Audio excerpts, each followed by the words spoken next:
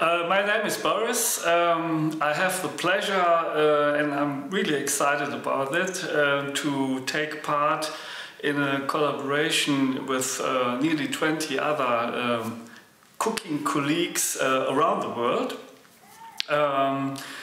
in showing Sri Lankan food. It's the first time for me to collaborate in such an environment, and first time to cook Sri Lankan. It will be a challenge for me, but anyhow, I love to cook, and I was very pleased to be invited in this collaboration. Let's see how I will proceed with this dish. I have chosen to cook red hot chicken curry, and of course it's all about the spices and flavors and so on. So the upcoming video will show if I was successful or not. Just to say it to the audience,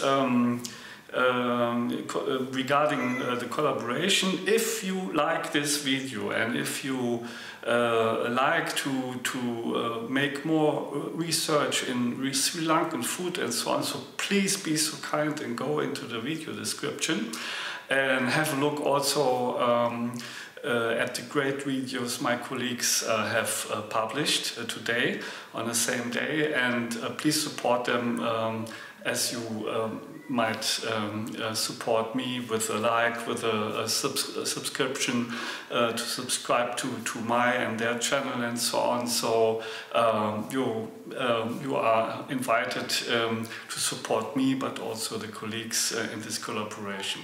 So that's it, my pre-speech. And now let's see how I cook this dish and if I can be successful or not. So let's have a look how I cooked this dish. You have seen the chicken meat. We will come back to this later.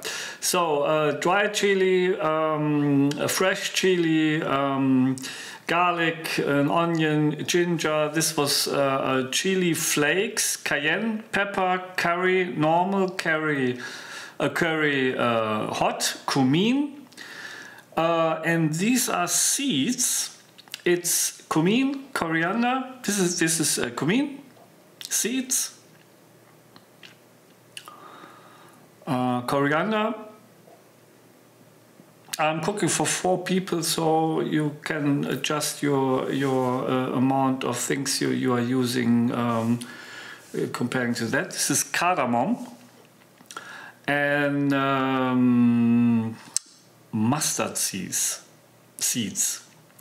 So, and of course the seeds within this cardamom capsules, I opened it to get it out of this capsule, and then you will see that I dry roasted in a pan, and after that I coarse it to powder, if you want. And in this process, when you roast it dry in a pan, it develops so beautiful flavor, and you can smell it. It's beautiful, and this will come after that in the cooking process, and it's beautiful. It gives so much flavor and spices in the dish. It's wonderful. So this is it, and here I coursed it, and then it waited to be used during the cooking process. Then I cut a few tomatoes, fresh tomatoes, in some quarter pieces that will come into the dish later. We'll see that.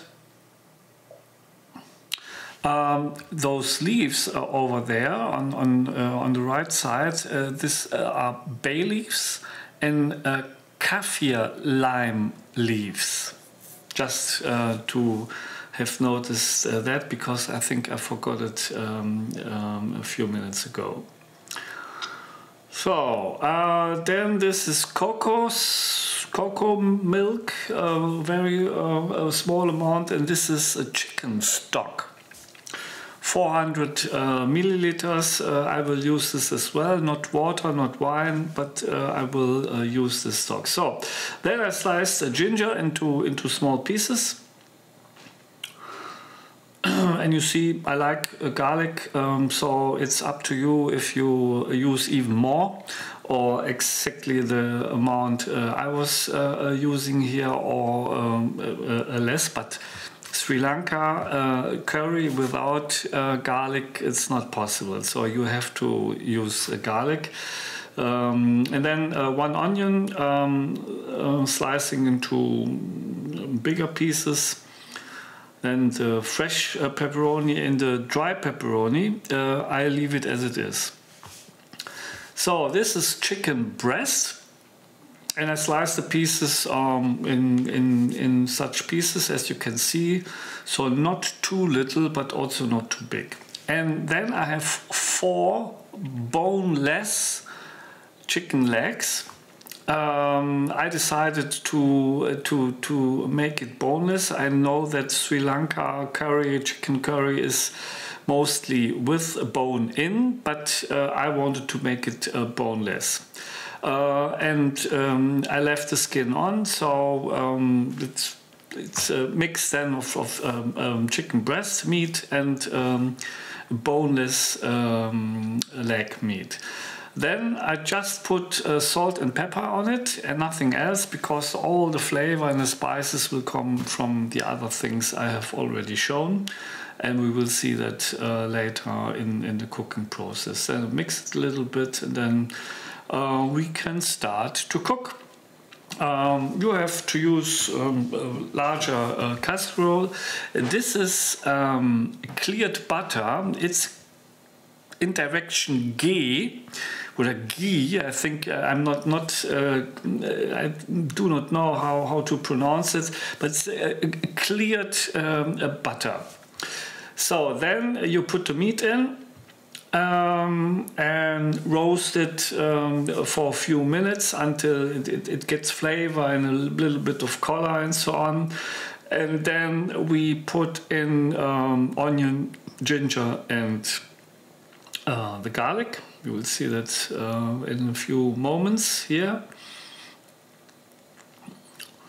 And as you can see, on the left side, the scale of heat is 9. This is very hot. It's the hottest position I have on my stove. So I'm cooking very hot at the moment. Later, when the stock is in and so on, then I reduce it to a simmer, and not that it cooks very hot.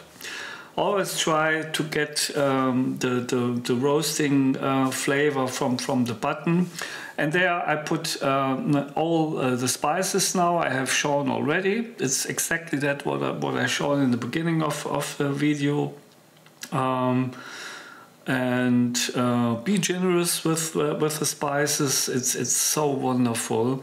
And I can say already, because I'm commenting this video now after I have eaten already this dish, it was very hot but very nice to eat and so full of flavor. Unbelievable. Very, very good dish. I'm very happy with that, what I have cooked for the first time in my life, Sri Lankan food. So here I added a little bit sweet pepper powder, paprika, just to give even more red color. Then I added the dry chili and the leaves. Now the tomatoes. And after a few moments I will add the coconut milk and the stock, and then we let it simmer openly, because you will see that there's a lot of stock and coconut milk, and I don't want it so watery. I didn't cover it. I cooked it open to give the water the possibility to reduce, and you have to do this until you have this reduction of the water you like. Yeah, so it's up to you how deep you reduce the sauce. I cooked it for about 45 minutes, and you will see what's the result. But as I said, it's really up to you how much sauce you will have in your curry or not. And then on the end, it's not a must do, but I took away the leaves and the dry pepperoni, and everything else, of course, it left in the pan. So look at this beautiful curry. It's looking very nice in my opinion. So this is parsley, and this is lemon. And I cooked basmati rice.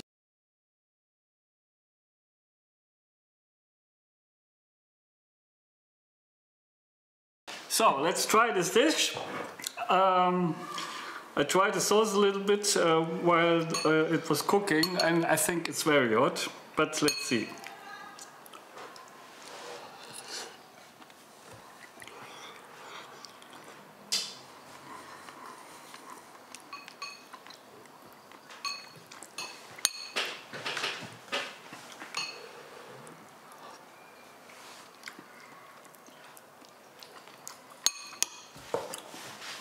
Very good.